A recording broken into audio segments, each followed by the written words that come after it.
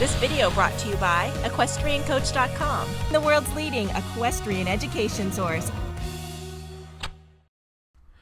As someone who has pursued excellence and the spreading of education within the equestrian community for a lifetime, I applaud Bob Cascione and his brainchild, the Intercollegiate Horse Show Association, for making this sport accessible to and valued by new generations of equestrians. The dedicated people at work for this program are giving collegiate students the chance to participate in horse shows regardless of their financial status or riding level. IHSA is genius. My name is Peter Cashman, and I'm here with Bob Cascione, the Executive Director and Founder of the Intercollegiate Horse Show Association. We're at our national competition here today in Raleigh, North Carolina. I serve on Bob's board as one of his members, working towards fulfilling Bob's dream. Bob, as a college student at Fairleigh Dickinson, when he was much younger, had an idea about a way for kids to ride in college and make it affordable for themselves. It started out as an inter-rivalry between two campuses of the same university, Madison and Teaneck. From that, an article was written, just a paragraph in the Chronicle of the Horse, and the birth of the IHSA happened because other colleges read that there was a competition between colleges, and I think within a short period of time you had 6 or 8? We had 6 in the second show. And today we have 360 colleges, 36 regions, and 8,600 riders, and still growing. And to further his concept of giving every kid an opportunity, Bob came up with the concept that we weren't going to bring your own individual horses. What you were going to do is you were going to have a group of horses brought together, and they were going to be pooled, and whoever drew a horse, that was your mount. You did not get to pre-ride the horse, get to know the horse. You rode the horse that you drew out of the proverbial hat.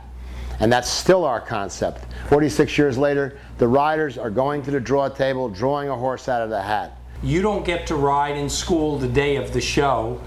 You go in cold and you go into your class, you're being judged. That's a feat in itself. And it's creating horse people, horsemen, horsewomen. It's not the girl who brings the fanciest horse, it's who lays down the best ride under some pressure. You've got to ride the quick ones, the slow ones, the big ones, the little ones. You stay at home and practice, do your homework, and the reward is going to an intercollegiate, having fun, and competing. I'm Peggy McElveen, the equestrian director at St. Andrews University in North Carolina, and also I'm the show chair for IHSA Nationals 2012 in Raleigh, North Carolina.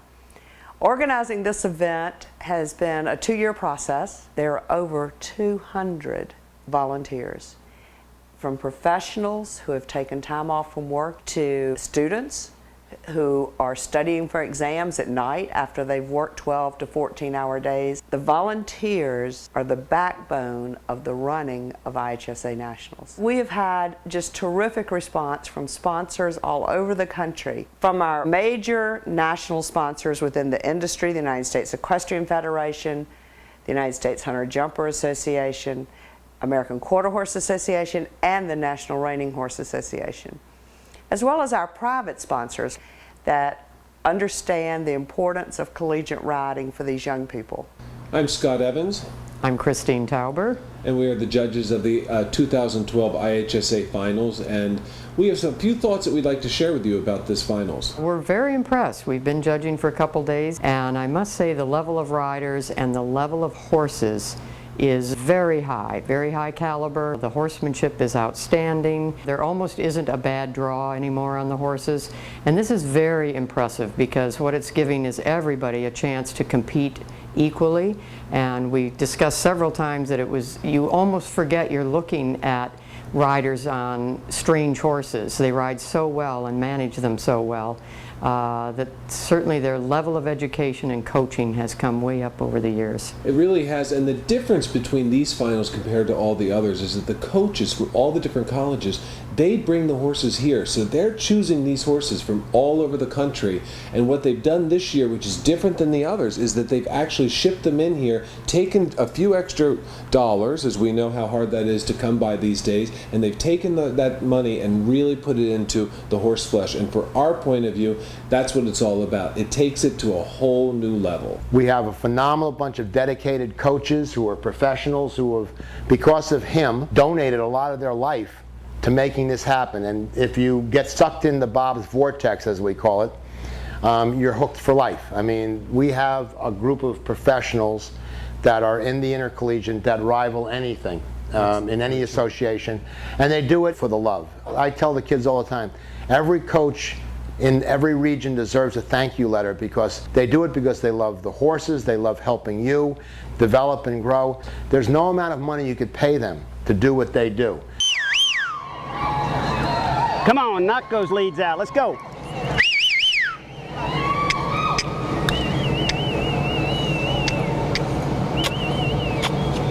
Yeah! Yeah, I'm pretty happy. Sorry, I probably blew your camera up whistling and stuff.